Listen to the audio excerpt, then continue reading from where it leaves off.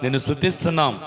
ఈ నెలంతా నీ రెక్కల చాటున మమ్మల్ని కాయండి ప్రభు అని ప్రభువుని మనసారా స్తుతించుకోవడానికే ఈ మొదటి సమయంలో స్తుతి ఆరాధన ఏర్పాటు చేయటం జరుగుతూ ఉంది. దేవునికి స్తోత్రం చెప్దాం.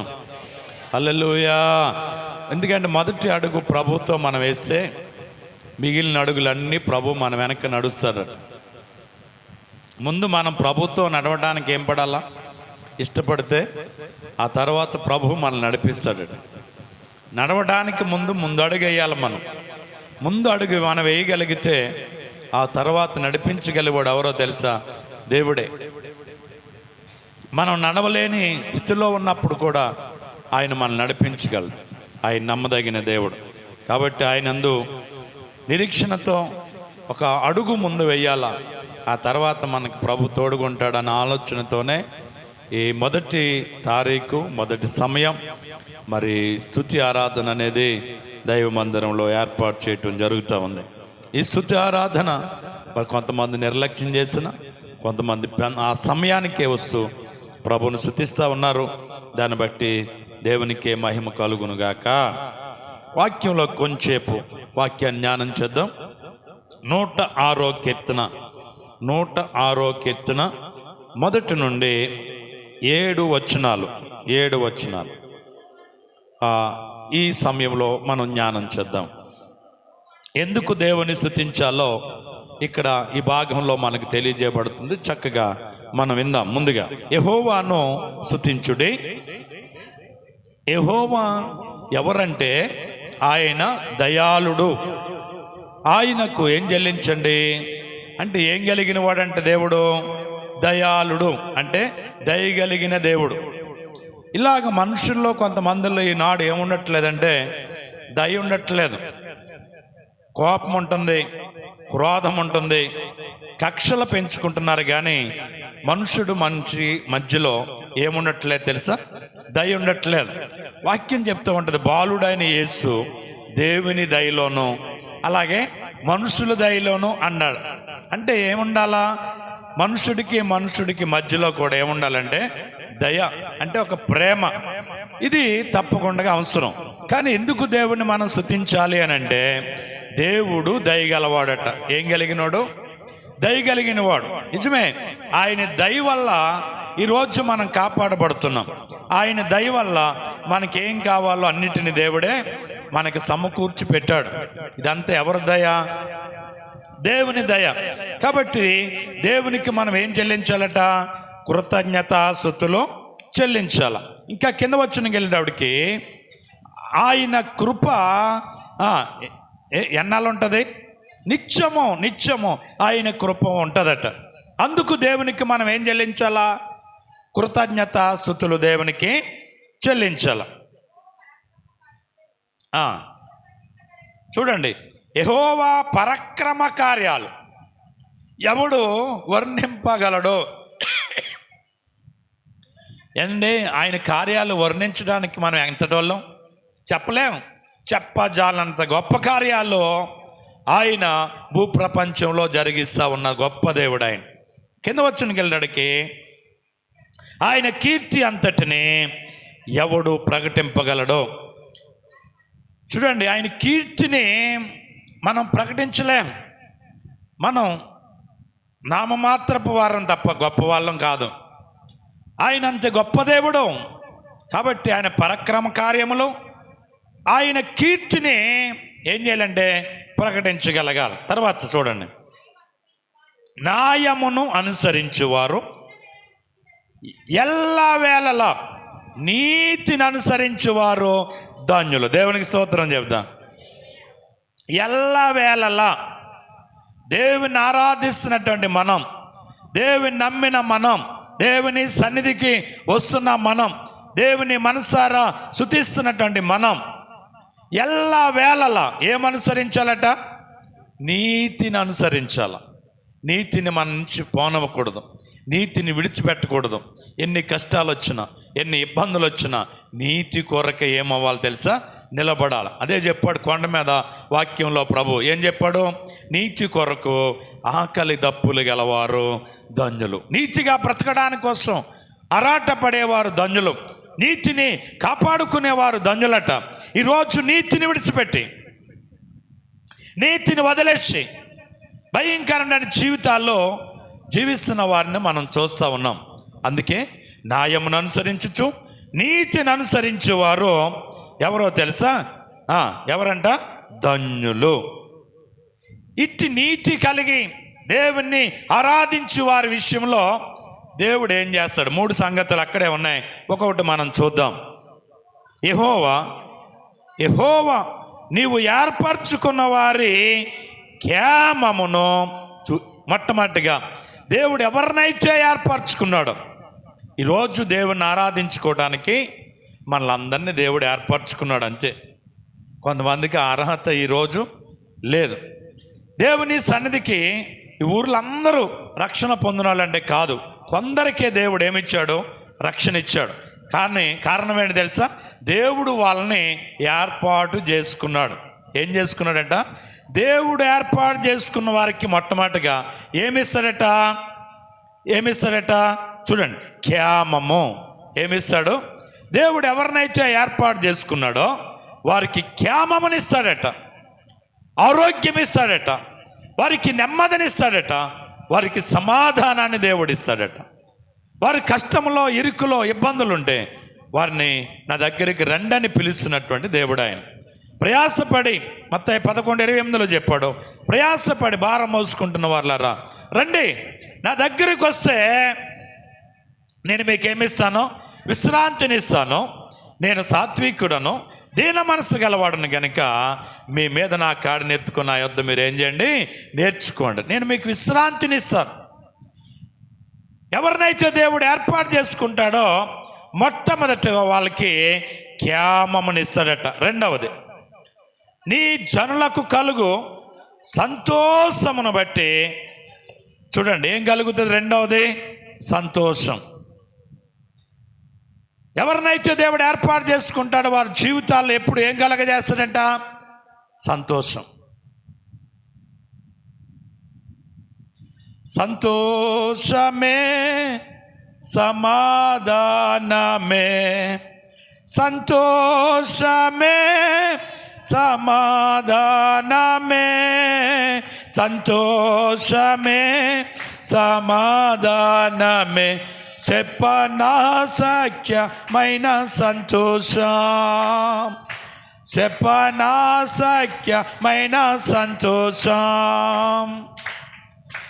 ఈ సంతోషము నీకు కావలినా, ఈ సంతోషము నీకు కావలినా, ఈ సంతోషము నీకు కావలినా, నేడే యేసు నొద్దకు రామో, నేడే యేసు నొద్దకు రామో.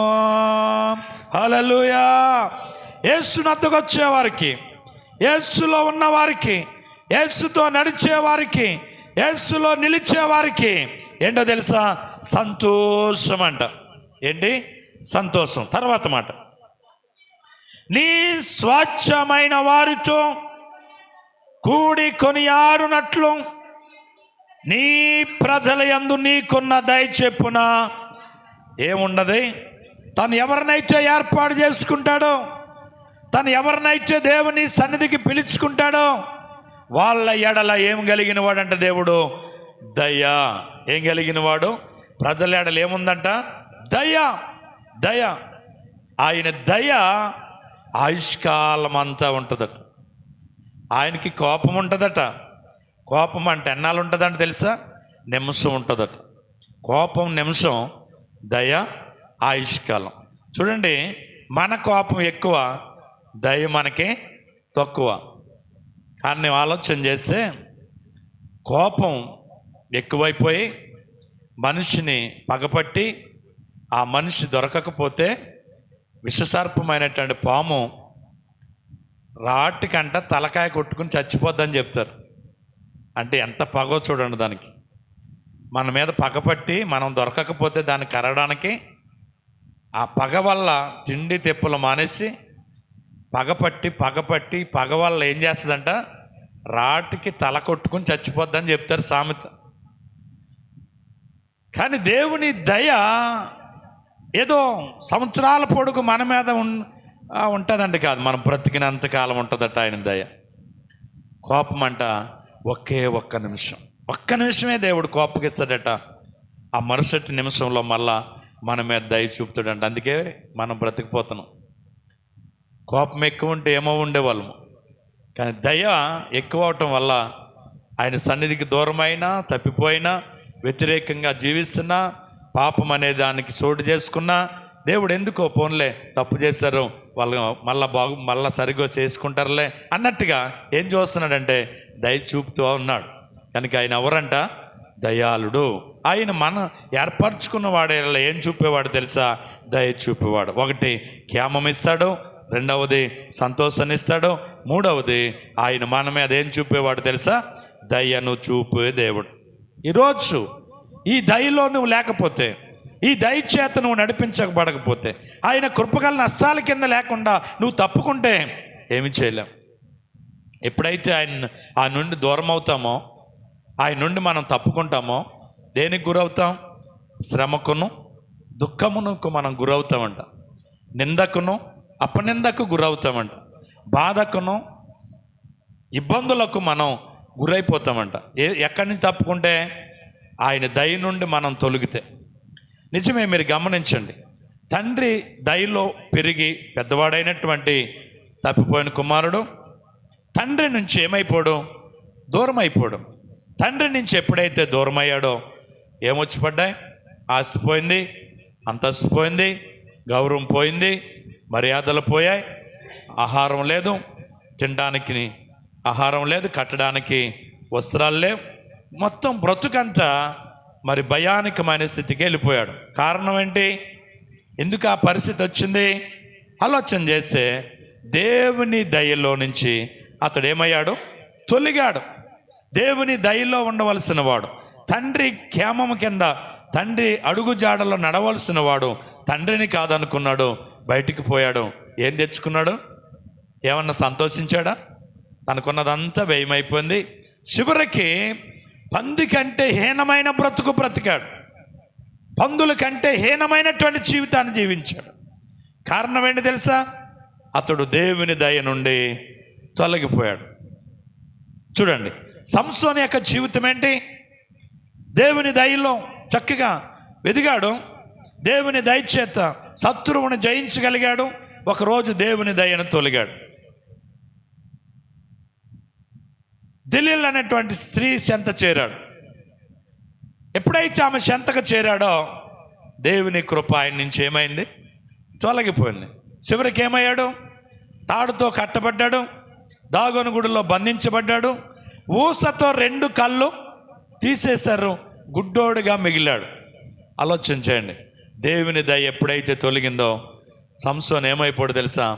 గుడ్డువాడిగా మిగిలాడు, ఏమీ చేయలేని నిస్సహాయ స్థితికి వెళ్ళిపోయాడు. కారణం ఏంటి? ఒకప్పుడు బలవంతుడు, ఒకప్పుడు జయశీలి, ఒకప్పుడు ఎంతమందినైనా జయించగలడు. అలాంటి వ్యక్తి దేంతో కట్టబడ్డాడు? తాడుతో కట్టబడ్డాడు. నేను ముగిస్తున్నాను, ఒకసారి ఆలోచన చేద్దాం. దేవుని దయ నుండి తొలగామా? దేవుని కృప నుంచి తొలగించబడ్డామా? మన జీవితం అంతే, మన పరిస్థితి అంతే అయిపోద్ది. ఎందుకో తెలుసా? యోహాను సువార్త 15వ అధ్యాయము 5వ వచనంలో ఆయన చెప్తాడు, నాకు వేరుగా ఉండి మీరేమీ చేయలేరు.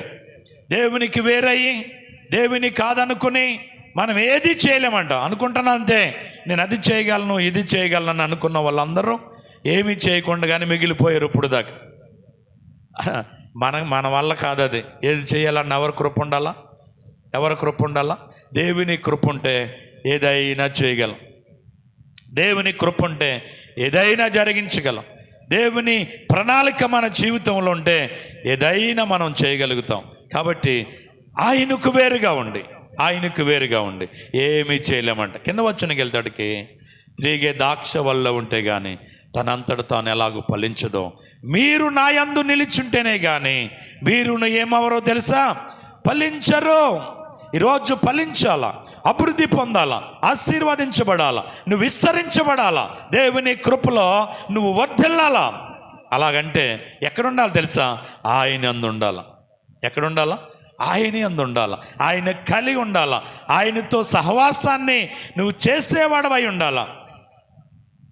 ఆయనకి వేరుగా ఉంటే మాత్రం ఏమీ చేయలేం. తీగ ద్రాక్ష వల్ల ఉన్నంతసేపు చక్కగా ఫలిస్తుంది, ద్రాక్ష గుత్తులేస్తుంది. తీగే ద్రాక్ష వల్ల నుంచి వేరైపోతే ఏమైపోద్ది? ఎండిపోద్ది, చిగురింపు ఉండదు. అది కాయలు కాసే అనుభవాన్ని ఏం చేసుకుంటుంది? చేతులారా పోగొట్టుకుంటుంది. ఎండిపోని తీగలన్నీ పట్టుకెళ్ళంట మనుషులు ఏం చేస్తారని ఉంది? అగ్నిలో పారవేస్తారని రాయబడింది. అందుకని ఈ ఉదయకాలపు వేళలో దేవుడు మనల్ని ఏర్పరచుకున్నాడు. దేవుడు తన కృపచేత పేరు పెట్టి మనల్ని పిలుచుకున్నాడు. విలువైన రక్తము చేత మనల్ని కొనుక్కున్నాడు. ఆయన సొత్తైనటువంటి ప్రజలం మనం. ఇలువ పెట్టి నేను మిమ్మల్ని కొనుక్కున్నాను, మీరు నా సొత్తు అంటాడు దేవుడు. ఎవరి సొత్తు మనం?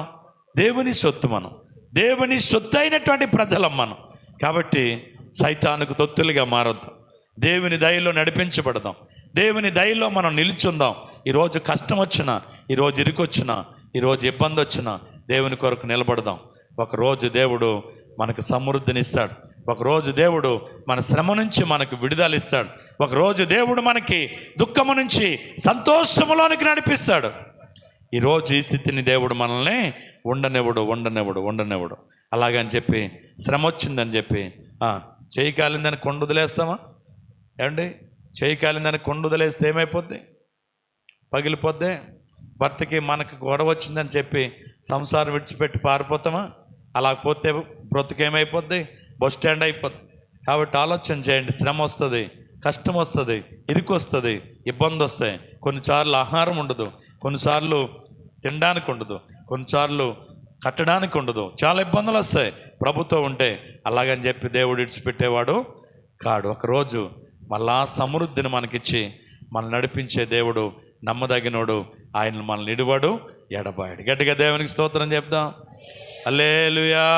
ఈ సేవా పరిసరికి వచ్చిన దగ్గర నుంచి ఎప్పుడైతే ఆయన దయలో నడిపించబడుతున్నామో ఎన్నో ఇబ్బందులు, ఎన్నో కష్టాలు, ఎన్నో అపనిందలు, ఎంతోమంది చేత హేళన చేయించుకునే పరిస్థితులు అయినా కానీ ప్రభు కొరకు నిలబడిన రోజున ప్రభువే తన కృప చేత లేని సమయంలో ఆయన అన్నిటినిచ్చి ఆయనే నడిపిస్తూ ఉన్నాడు. ఒకసారి ఏముండవు, ఒకసారి అన్నీ ఉంటాయి.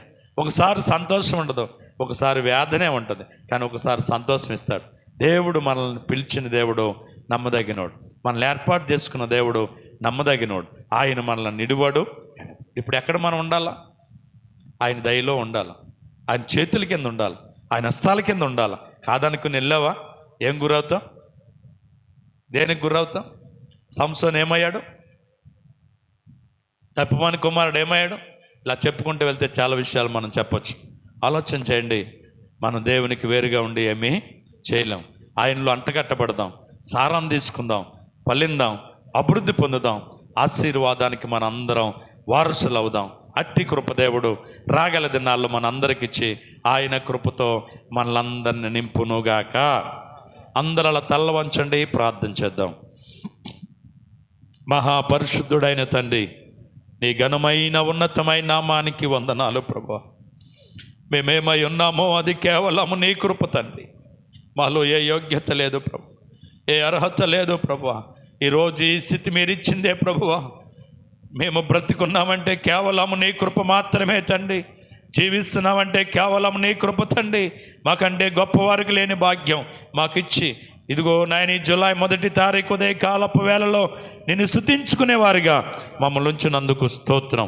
నువ్వు ఏర్పరచుకున్నటువంటి వారికి క్షేమమునిచ్చేవాడువని, నువ్వు ఏర్పరచుకున్న వారికి సంతోషమునిచ్చేవాడువని, నువ్వు ఏర్పరచుకున్న వారి ఎడల దయ చూపేవాడువని 3 సంగతులు ఈరోజు మేము జ్ఞాపకం చేసుకోవడానికి ప్రభువా మీరు చూపిన కృపను బట్టి వందనాలు.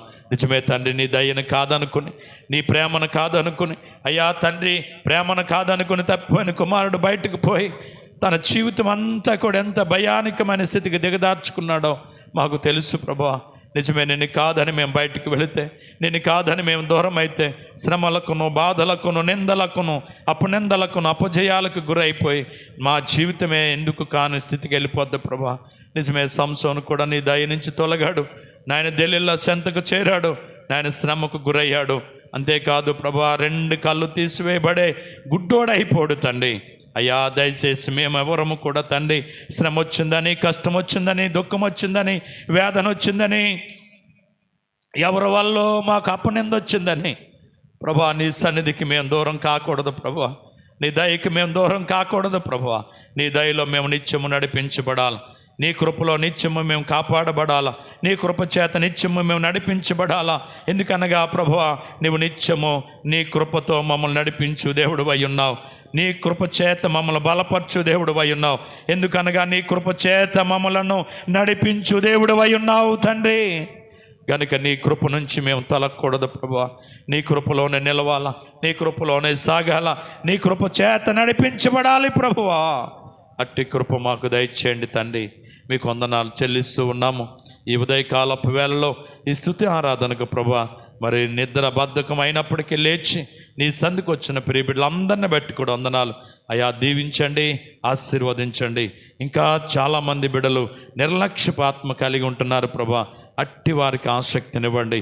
ఇదిగో నువ్వు రేపు ఏమి జరుగునో మీకు తెలియదు, మీ జీవం ఏపాటిదంటున్నావు తండ్రి. నిజమే నాయన, ఇంతలో చూసి అంతలో మాయమైపోయి ఆవిరి వంటి వారమని నీ లేఖనాలు చెప్తున్నాయి కనుక ప్రభా, ప్రతి బిడ్డ ఆసక్తి కలిగి అయ్యా, ఈరోజు దేవుడు ఇచ్చింది, రేపేమో నేను ఉంటానున్నావు. ఈరోజు నేను దేవుని సందులో గడుపుతాను, దేవునితో జీవిస్తాను, దేవునితో సహవాసం చేస్తాను, దేవుని కొరకు నిలబడతాను, దేవుని కొరకు పాడుతాను, దేవుని కొరకు ఆయన నామాన్ని హెచ్చిస్తాననేటువంటి ఒక ఆలోచన ప్రతి బిడ్డకు మీరు దయచేయండి, కృపతో నింపండి. కుడి వచ్చిన చిన్న బిడ్డ మొదలుకొని పెద్దవారి వరకు కూడా మీ దేవునితో నింపండి ప్రభా. నీకు స్తోత్రాలు. అలాగే తిరుపతి శ్రీనటువంటి నక్క శ్రీని బట్టి ప్రార్థిస్తున్నా. గూడు ప్రభా మరి ఆపరేషన్ చేశారని వింటున్నాం. ఆ యవను బట్టి కలిగిన గాయాన్ని ప్రభా మీరు కట్టండి. ఎందువల్ల ఆ బలహీనత కలిగిందో మాకు తెలియదు, కానీ నీకు తెలుసు ప్రభా. గాయం పెట్టువాడని నేనే, గాయం కట్టువాడని నేను అన్నావు ప్రభా. దయచేసి ఆ గాయం కట్టండి. ఆ కుటుంబం రక్షణ లేకుండా ఉన్నారు ప్రభా. నీ చిత్తమైతే సత్యాన్ని ఎరిగి నేను వెంబడించడానికి, రక్షణానందాన్ని అనుభవించడానికి ఆ బిడలకు మీరు అనుగ్రహించమని కూడా ప్రార్థన చేస్తున్నాను. ఈ యొక్క ఉదయకాలపు వేళలో నీ సన్నిధికి వచ్చి ఆరాధనలో పాల్గొన్న ప్రతి చిన్నబిడ మొదలుకొని పెద్దవారు వరకు కూడా ప్రతి ఒక్కరిని మీరు దీవించండి. అంతేకాదు ప్రభా, లైవ్లో అలాగే యూట్యూబ్లో వాక్యం వింటున్న ప్రతి ఒక్కరిని, వారి కుటుంబాలను కూడా మీరు దీవించండి ప్రభా. ఏ ఒక్కరు నీ దయ నుంచి తప్పకూడదు, నీ దయ నుంచి తొలగిపోకూడదు ప్రభా.